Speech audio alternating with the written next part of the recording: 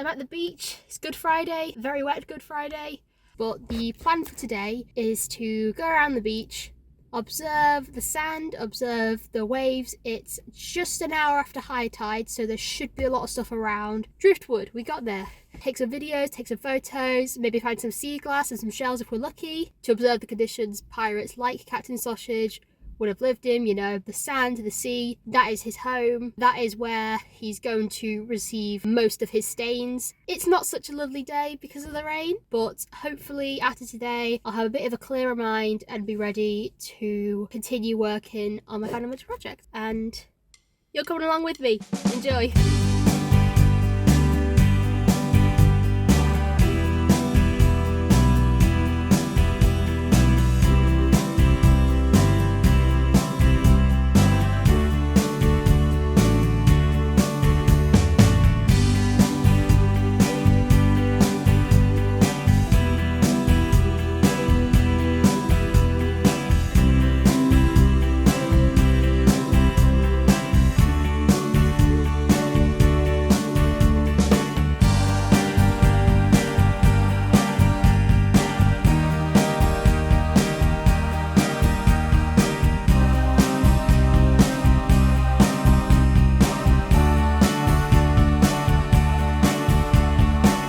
So of course this beach is in the northern part of the UK, so what we will find won't be as good as if we were in the south, because south has much better quantity and quality in terms of especially sea glass. But I think it's also important to consider what you have to work with locally and stuff, because part of this project is I don't want to spend any money on it because I want to use what I already have.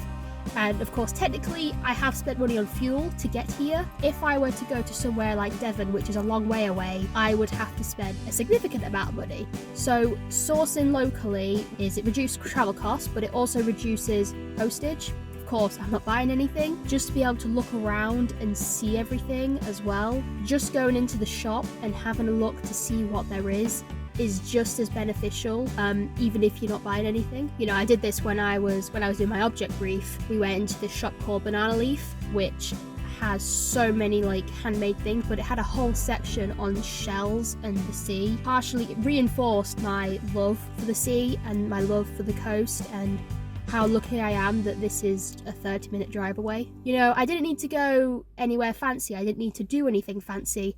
I didn't need any fancy equipment. In fact, I'm currently recording this on my phone in my car in the car park, and I was going to record it on my even worse quality camera, but the SD cards that I brought were memory protected. I haven't a clue why they were memory protected. You know, last time I checked when I was in Paris, I was able to record stuff on it just fine. Sometimes I find that I overcomplicate things. I think it has been very helpful in the past few years to strip back and only use what I have, because then it forces me to think a bit more creatively. The variety of mainly broken shells I found was quite interesting, because obviously when you're selling something commercially, you want them all to be clean, you want them all to be perfect, you want them all to be aligned with the public perception of what a good item looks like. Whereas on the beach, obviously, this was just after high tide as well, so everything was just kind of swept about. There was a lot of broken shells, there were a lot of imperfect shells, there were a lot of, especially those conical shells that had rocks stuck inside of them. I thought I saw a worm at one point because I thought there was something still living inside the shell that I picked up to observe. But that variation shows the life a little bit more, and I think it shows, especially with what I'm trying to achieve in my character, how things really are without human intervention. And also checking out the beach helps with the artistic license. Like,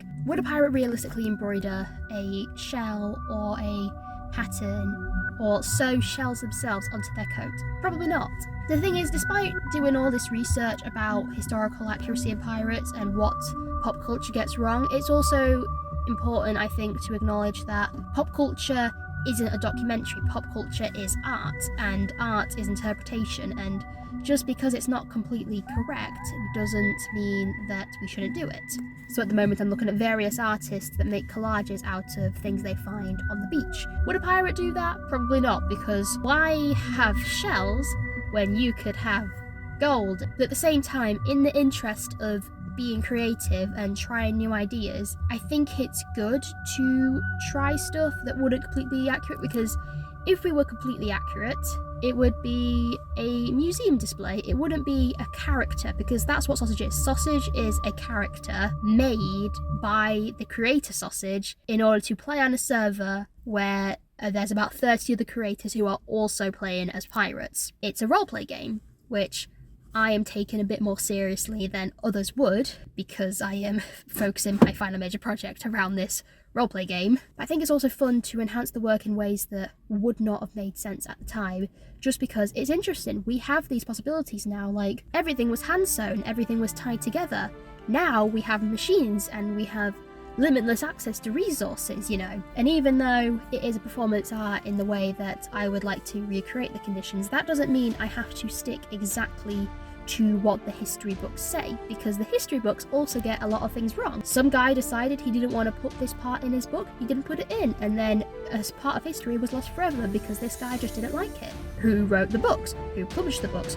Who wrote the books, but then who else burned those books, you know? History gets recorded, history gets erased all the time. History has biases. That's, I guess, the art of interpretation. I still want to learn as much as possible. I want to engage with historical documents. I want to engage with popular culture adaptations of historical documents. I want to interact with things that maybe took it a bit too far with the interpretation, but by building up as much knowledge as possible, it allows me to find as much inspiration as possible. For example, by reading historical documents, I learned about the story of Captain Avery, and it settled the debate as to whether I should weather this costume or not. In a similar vein, mischaracterizations, such as Captain Jack Sparrow, allows me to understand what was going through Sausage's head at the time when he was creating this character of Captain Sausage. What were his inspirations for making this character? It's all information, and all this information can eventually be compiled and put together to form my opinion. In the interest of making just a good and interesting costume, I get to decide which parts I include, I get to decide which parts aren't going to work, and that is why I have this experimental process of just looking around and taking in as much as I possibly can. Because I might find 10 things that are completely useless, but I might find one thing that changes my entire perspective and is incredibly inspirational and useful.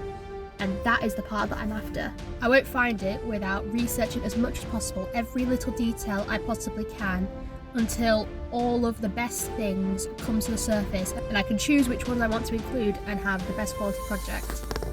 Would you look at that? The sun's come out now.